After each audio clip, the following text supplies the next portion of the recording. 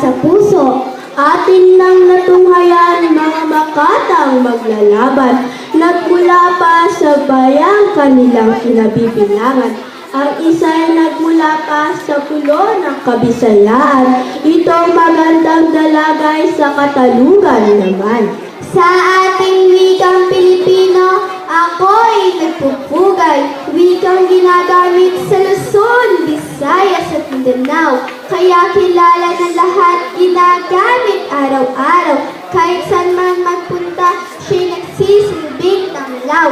Wikang Pilipino na dapat na maging wikang palahat.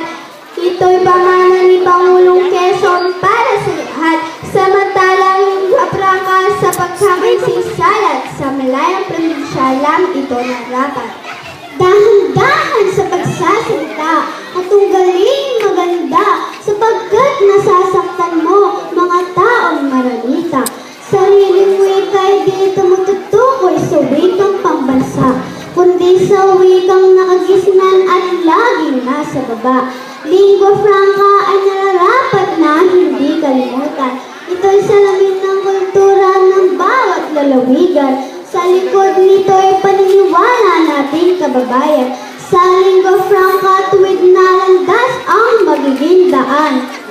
Nagkakamali ka sa iyong paniniwala, katunggali ko. Ang sariling wika natin ay ang wikang Pilipino. Suriyan ng wikang pambansa pa ang nagbuo nito upang magkakaintindihan lahat ng Pilipino. Ang lingua franca hindi ko naman minamalhit. Ito'y ating mula pa noong tayo sa bangsit. Ngunit ilang tao lamang ang dito'y gumagamit. Di tulad ng Pilipino, gamit kahit makapikit. Pilipino ang narapat na maging wikang palahat sa kalakalan, sa paaralan at maging sa simbahan. Kahit sa pagbabalita, hindi mo ba nakikita kapag Pilipino ang gamit, hindi ka matutunganga. Matuwid na landas sandog ng wikang Pilipino, gamit ng mga guro bilang kanilang wikang palituro. Sa simbahan man upang wastong aral ay matuto, sa pamahalaan man upang batas ay mabubuo. Paano magiging palahat ang wikang Pilipino kung ang tao ay gumagamit ng mga dialekto? Lumibot ka sa ating 7,100 pulo.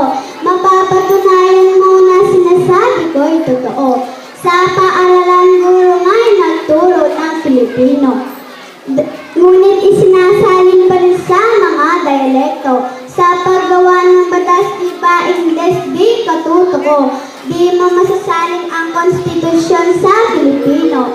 Sa simbahan gamit ng pari ay dialekto. Dahil kung hindi mga tao ay tutunganga rito. Kaya lingua franca wikang palahat ng mga tao. Daan sa matuwid na landas ng mga Pilipino. Sadyang ang ating bayan puno ng salinay. Sa angmang sulok may nagkakaisa at may minimiti. Gamit na wikang natutunan sa labi ng Mutawi. Ito'y pinapalagaan at hindi winawaksi.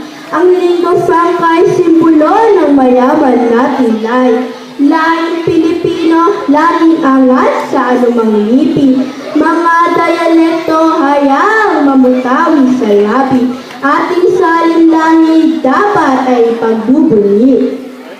Bagamat ganun man, ating bayan nangangailangan isang wikang pambansa na ating magiging sandigan. Gamit sa isang wikang pambansa na ating magiging sandigan. Isang wikang daan tungo sa ating pagkakaintindihan at pambansang pagkakakilanlan kahit saan ka man. Wikang Pilipino ay siyang ating wikang pambansa, nararapat tangkilikin at dapat naidambana. Ito ay magbubuklod sa mga dialekto ng bansa upang tayo magkaisa sa puso, isip at diwa.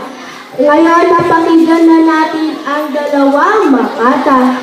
Malalaman na ninyo ang hatol ng lingkod yung Aba. Ang kanilang napiling wika, kapwa ay malaga. Maging Pilipino man ang gamit o ang lingwa franca. Gamit sa